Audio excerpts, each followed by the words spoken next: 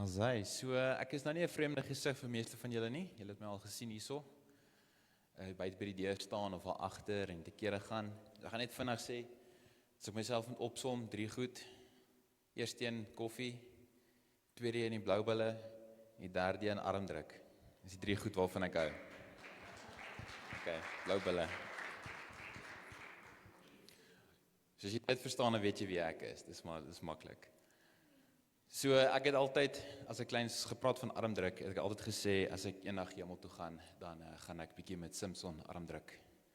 En nou kyk waar staan ek met hom. En ek het in die video, die rede hoekom ek dit noem is, ek het in die video, in die week 'n video gekyk, waar 'n vrou aan praat en sy sê, sy het hierdie begeerte om, as sy eendag daar is, wil sy vir Moses vra, hoe was dit om deur die Rooi See te loop? Hoe was dit om dit te doen? Sy het 'n paar karakters so genoem op 'n punte, wat sy net gesê het, ja, sy wil so graag vir hulle vra, hoe was die ervaring, hoe was die belewenis?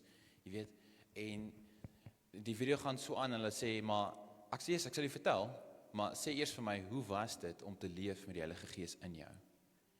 Toe ek die video kyk, en ek sê, okay, is 'n eye-opener.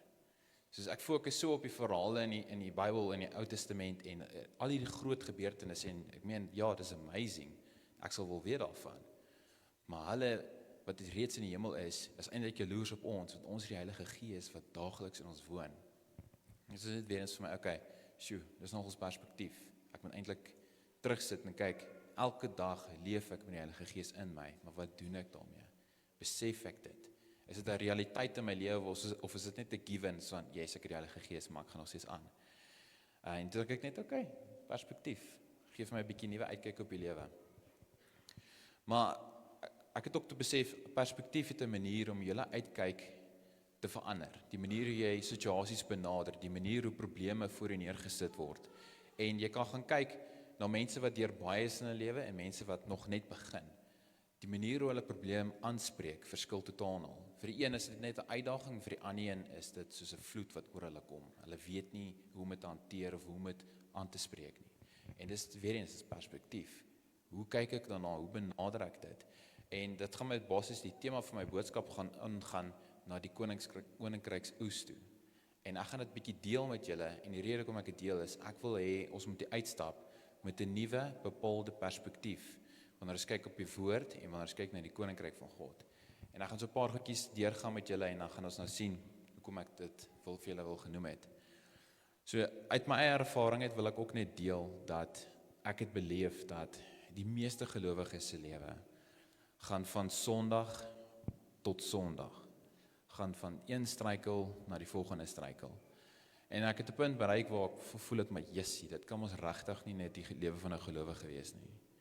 Jy weet, om Sondag hier te kom, 'n goeie boodskap te hoor, jy voel goed, jy stap uit, Woensdag dan slaat iets vir jou. Dan voel jy weer mismoedig. Dan kom Donderdag, Vrydag, Saterdag, en dan moet jy Sondag weer 'n goeie boodskap hoor om weer krag te kry vir die volgende week. Ja, ons kry bemoediging op 'n Sondag, maar is nie vir ons stel om te wees van Sondag tot Sondag. Dit moet nie 'n survival kursus ingaan wat ons ingaan, so ek moet Sondag al wees, anders gaan ek die week nie maak nie. Daar moet iets meer wees. Daar moet iets meer wees van die tyd tussen Sondag en Sondag. Wat gebeur tussenin? Hoekom is daar nie oorwinning van Maandag tot Saterdag nie? Jy weet, wat skiet kort? Is dit miskien kennis? Is dit iets wat ek mis? Is dit in my omstandighede? En dis wat ek bietjie wil uitbrei vandag, en dit julle te deel, oor hoekom ek dink perspektief, veral in die koninkryk van God, so groot verskil kan maak in jou gelowige se lewe. So ek het gesê, die koninkryk van God hou egter vir ons as gelowiges soveel potensiaal in, maar ons mis dit. Dis kom ek gesê, die koninkryks oes, dis die tema van my boodskap vandag. Ons ken die skrifgedeelte wat sê, die oes is groot, maar die arbeiders is min. En ek het die laaste 2 weke te gekyk na die skrifgedeelte, en ek besef, okay, wat is die oes? Sien, die oes is potensiaal wat vir ons wag daar.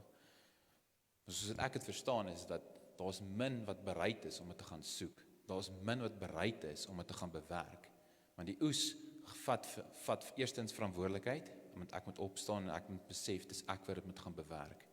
Tweedens, die oes vat iets van jou, opoffering van jou tyd. Want ons is maklik in 'n gemaksone van, ek kom by die huis, ek doen hierdie is my routine, en ek gaan nie uit my routine uit beweeg nie, want dit is my comfort zone. Ek is gemaklik daar. Ek moet uit dit uitkom. Verskoon my die Engels, maar ek gebruik dit maar, is makliker vir my. Sien, ek het ook 'n skrifgedeelte wat ek gaan gebruik, 'n verhaal in die Ou Testament, wat ek wil gebruik vandag vir 'n illustrasiedoel, en dit gaan dit net makliker maak vir ons om die groter prentjie dan te kan raak sien. Spesifiek van die oes is groot, maar die arbeiders is min. So ek het die verhaal gaan identifiseer van Noag en die ark. Ek het gaan kyk na die verhaal, en ek het daarna gaan kyk met die perspektief van die koninkryk. Met ander woorde, wat kan ek leer vandag uit die verhaal van Noag en die ark? En ek het besef, okay, Genesis 6, hy begin eerstens deur te verduidelik dat die aarde in die oë van die Here eintlik maar verniel was. Daar was soveel goddeloosheid onder die mense. Maar Noag het genade gevind in die oë van die Here as gevolg van sy geloof. En hier is wat interessant vir my geraak het, toe ek na 'n ander perspektief daarna kyk. So God sê vir Noag, ek gaan 'n vloed oor hierdie aarde stuur en jy moet 'n ark bou. So onmiddellik dink ek, okay, Noag vind genade in die oë van die Here as gevolg van sy geloof. So hy is eintlik klaar reg. Hy is gekwalifiseer, hy vind geregtigheid in die oë van die Here. Maar nog steeds moet hy 'n ark bou, want die Here stuur 'n vloed. So Noag kon nie teruggesit het en niks doen en verwag die vloed gaan hom geen skade aandoen nie. Hy moes die verantwoordelikheid vat en 'n ark bou nou. En die ark is basies, jy moet uit niks uit iets nuuts bou. So hier kom 'n probleem, en die probleem is die vloed.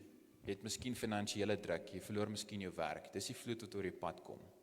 Maar, jy is 'n gelowige, 'n burger in die koninkryk van God. Maar jy kan nie, al het jy hoeveel geloof, terugsit en verwag, daar gaan net werk uit die lig het vir jou val nie. Jy moet nou die ark bou. Jy moet nou proaktief in die geloof funksioneer, om buite die boks te dink, om nuwe goed te gaan beraam vir jouself, om vir jou geleenthede te skep. Net soos wat Noag as gevolg van sy geloof die ark gebou het.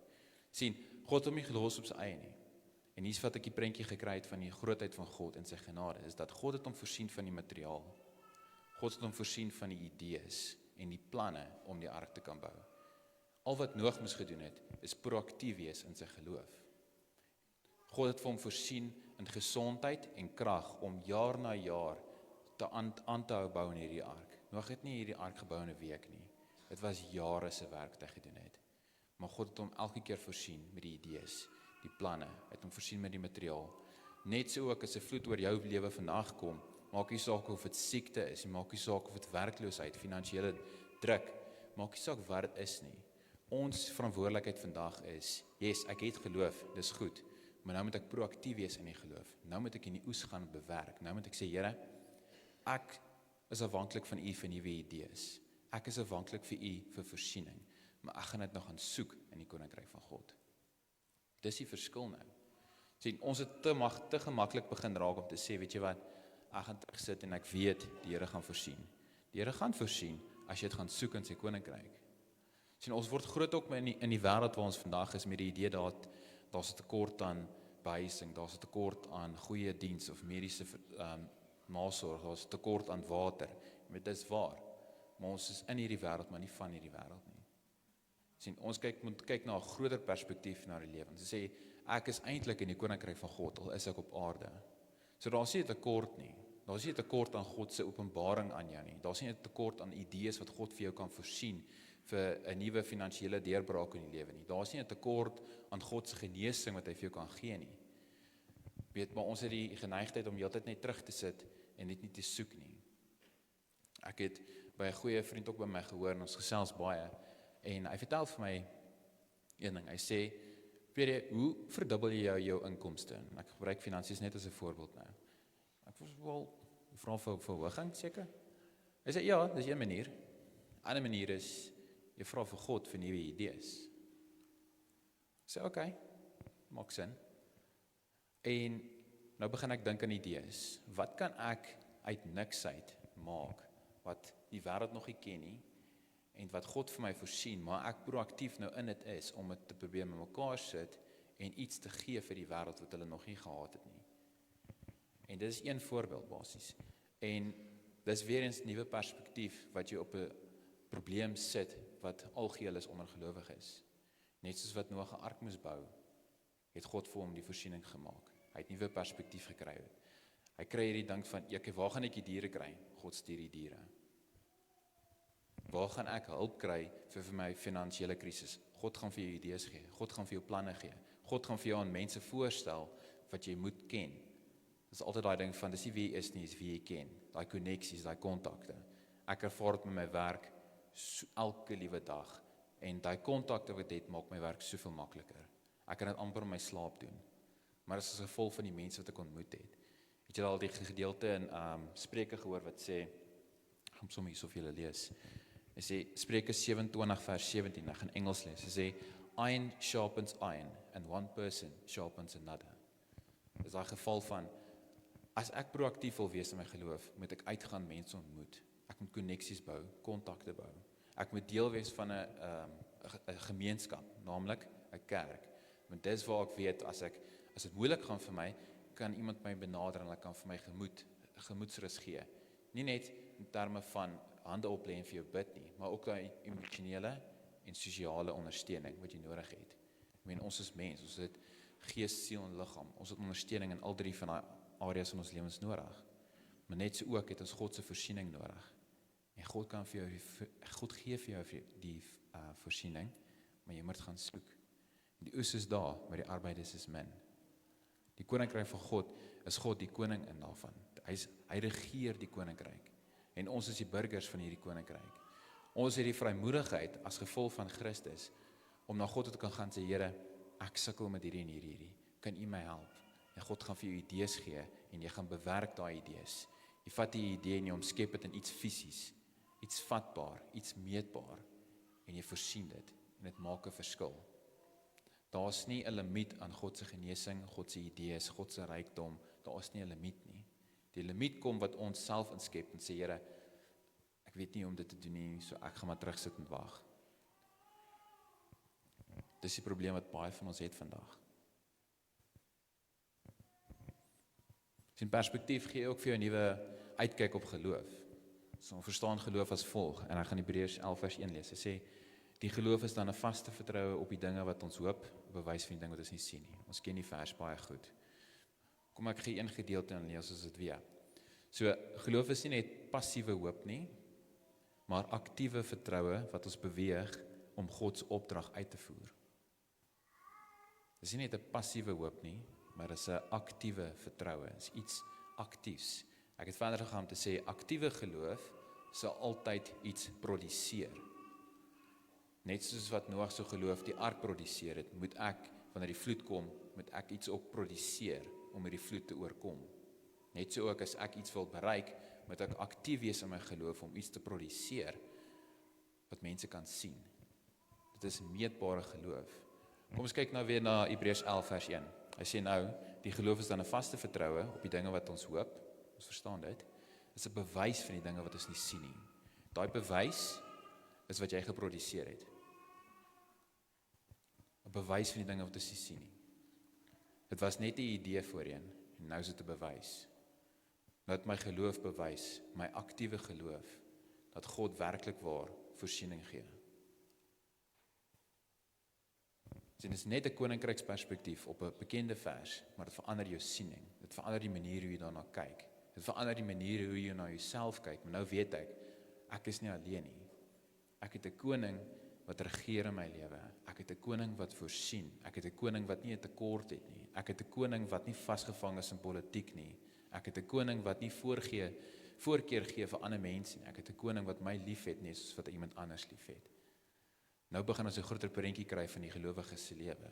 Nou is elke dag tot dag lewe meer van 'n oorwinning en 'n vreugde. Net soos wat Romeine 14 ook sê, die koninkryk van God is vreugde, vrede, geregtigheid. Nêrens gaan jy dit in die wêreld ervaar nie, maar in die koninkryk gaan jy dit ervaar. Want jy het vrede. Daar's nie vrees nie, daar's nie angs nie, daar's nie tekort nie. Daar's geregtigheid. Want geregtigheid in die koninkryk sal altyd geskied. En daar's vreugde. Want jy is gelukkig. Daar's voorsiening vir jou. Jy kan kyk na jou gesin, jou gesondheid is goed. Dis die koninkryk van God. Ons nog 'n deel wat ek bietjie ander perspektief ook wil gee, is bekering. Sien ons bekering ook, ek self het groot geword, bekering is, jy gee jou lewe vir Christus. Ja, dis waar, maar dis die eerste stap. Bekering in die definisie van dit self sê om anders te dink. Dis wat bekering beteken, om anders te dink. So is 'n proaktiewe proses waar jy jouself leer om anders te begin dink oor situasies en omstandighede om jou. Dis waar jy sê, okay, hier's 'n probleem, hier's 'n vloed in my lewe, maar kom ek kyk anders na die probleem. Kom ek kyk wat sê die woord vir my. Die woord sê vir my dat God gaan vir my die idee gee, God gaan vir my die voorsiening gee, om hierdie probleem te oorkom, om bo oor hierdie vloed te beweeg, sonder dat die vloed my enigstens affekteer. Maar ek moet proaktief wees nou. Ek moet nou buite die boks begin dink. Ek moet nou na die Here toe gaan en vra vir idees. En hy gaan vir jou idees gee. En dan moet jy die idees besoek. Jy moet die idees bespreek met mense om jou, wat kenners is in die veld. Moenie dink omdat God die idee gegee, jy gaan alles verstaan onmiddellik nie. Jy moet nog steeds mense benader om jou te help, die skaaf te skuur aan hierdie ding, en uiteindelik dit 'n produk te maak. Maar die Here het jou voorsien aan dit. En daai produk wat jy gekry het, die byproduk van dit is finansies. Die byproduk is sekerheid, is vrede, want jy het oor die probleem gekom, jy het oor die vloed gekom. Maar dit begin by God. Dit begin by die koninkryk. Die tweede ding is jy wat aktief moet wees in die koninkryk van God. Jy gaan kyk na enige koninkryk, mense daar moet 'n verantwoordelikheid wees op die mense of die burgers wat in die koninkryk tans woon. Almal kan nie net in die koninkryk sit in hulle huisies en verwag alles gaan gebeur nie. Mense moet uitgaan, hulle moet bewerk. Ons as gelowiges moet uitgaan en die woord verkondig, die evangelie deel met ander. Dis hoe die koninkryk groei, dis hoe die koninkryk 'n vrug begin dra. Dis hoe jy vrug dra in jou eie lewe.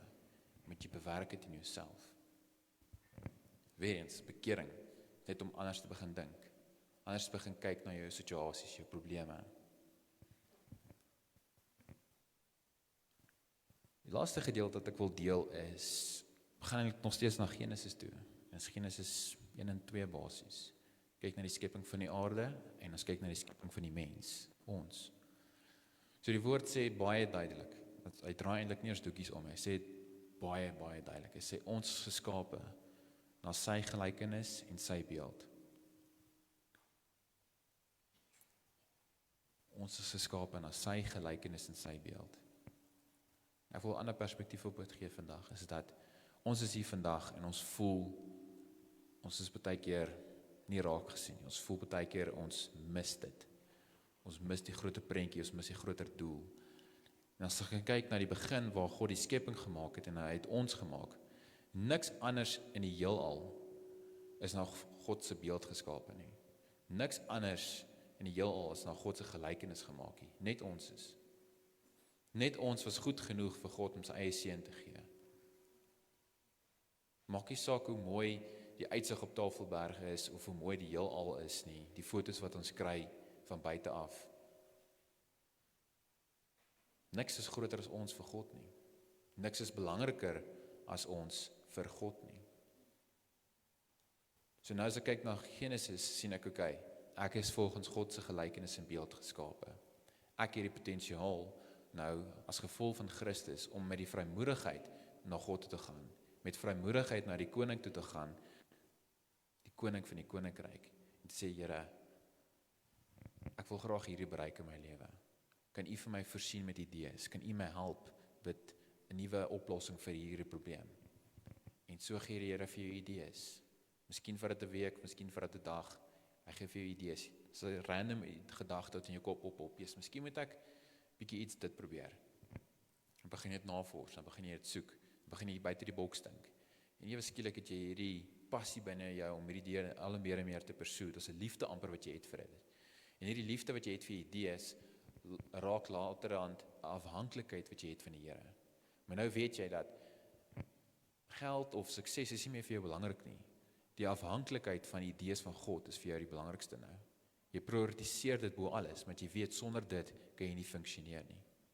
Sonder daai ingryping van God se voorsiening, se idees wat hy vir jou gee, kan jy nie suksesvol wees in die lewe soos wat jy wil wees nie. Want God gee elke keer vir jou nuwe idees, nuwe inspirasie, nuwe hoop. Dis hy soek na dit en jy gaan begin 'n honger te kry na dit toe. Dis die koninkryksoes. Die koninkryksoes is moontlik vir elkeen van ons wat hier sit.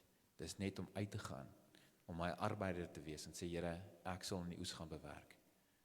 Ek sal uitgaan in die veld en ek sal dit gaan bewerk. Want ek wil iets terugbring na die koninkryk toe. En wat ek nou gesê het is eintlik 'n sleutelpunt, is om ek wil iets terugbring na die koninkryk toe. Die idee wat jy gekry het van God, jy maak dit iets aktiefs, jy maak dit iets fisies, jy maak dit 'n bewys. Die wêreld sien dit en jy vergroot die koninkryk van God. Want jy gee eer aan God in daai oomblik. Dis wat ons moet nastreef, is om die koninkryk van God groter te maak. Het gaan nie noodwendig net om gelowiges te groei nie, maar ook om jouself te laat groei in die koninkryk van God. So gee jy eer aan God, so laat jy sy koninkryk groei, so laat jy sy naam groei. En jy gee meer eer aan God in alles nou. Want jy weet, van die kleinste ding in jou huishouding tot die grootste ding, is iets wat God vir jou voorsien het. Die werk, die kar, die sukses, die gesondheid, is alles wat God nou vir jou voorsien het. Maar jy is afhanklik vir God vir dit. Maak nie saak of jy wêreld sê, jy het nie finansies vir goeie mediese sorg nie. Jy weet die koning kan vir jou voorsien, want jy gaan soek dit in die koninkryk. Jy quoteer die skrif wat sê, Markus wat sê, therefore I tell you, whatever you ask in prayer, believe that you have received it.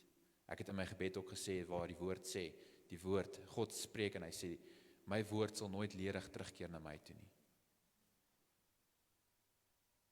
Weet, as jy bekeerd is en jy begin so redeneer aan die skrif, jy begin so kyk na die skrif, jy begin die skrifgedeeltes in jou kop memoriseer, dan is daar meer oorwinning in jou gedagtes, daar's meer oorwinning in die lewe, want daai probleem gaan na jou toe kom. Dieselfde probleem wat na jou toe kom, gaan ook na iemand anders toe kom, die ongelowige. En die ongelowige gaan nie kan verstaan hoe jy daar deurkom nie. Die ongelowige kan nie verstaan hoekom jy so gelukkig nog steeds is nie, want daai vloed verdrink hom amper, maar jy is bo die vloed. Want hy het 'n oplossing gesoek in die wêreld en jy het 'n oplossing gesoek in die koninkryk. Dis die verskil tussen ons en die ongelowiges buite. Ek dink Johan het 2 sonde terug, of die sondag wat verby is genoem, dat hoe gebeur dit dat die wêreld die kerk begin invloed? Waar dit eintlik is dat die kerk die wêreld moet beïnvloed. Sien, dis omdat die vyand ons kennis kom steel het. Dis omdat die vyand vir ons 'n perspektief kom leer oor dis jy uitkyk op die wêreld. Daar's te veel moord en alles wat aangaan en ons fokus op dit en dit maak ons mismoedig. Die kerk met die wêreld beïnvloed. Die gelowiges met die ongelowiges amper laat agteroorval en sê, ek verstaan nie hoe funksioneer julle so goed nie. Ek verstaan nie hoe ek en jy dieselfde besigheid het, dieselfde produk verkoop, maar jy kry 3 keer die inkomste wat ek kry nie. Hoe gebeur dit? En die antwoord is die koninkryk van God. Op 'n van die dag kom alles neer op perspektief en ons wat proaktief moet wees en funksioneer in ons geloof. Ek wil Hebreërs weer noem. Die geloof is dan 'n vaste vertroue op die ding wat ons hoop, 'n bewys van die dinge wat ons nie sien nie. Laat ons dan uitgaan en 'n bewys gee vir die wêreld oor hoekom ons so proaktief is in ons geloof. Laat ons dan uitgaan en 'n bewys gee vir die wêreld dat die koninkryk van God werklik 'n stad is op 'n berg wat jy nie kan mis nie. Laat ons dan die voorbeeld wees vir die wêreld en nie die wêreld 'n voorbeeld vir ons nie. Ek wil ons oë sluit.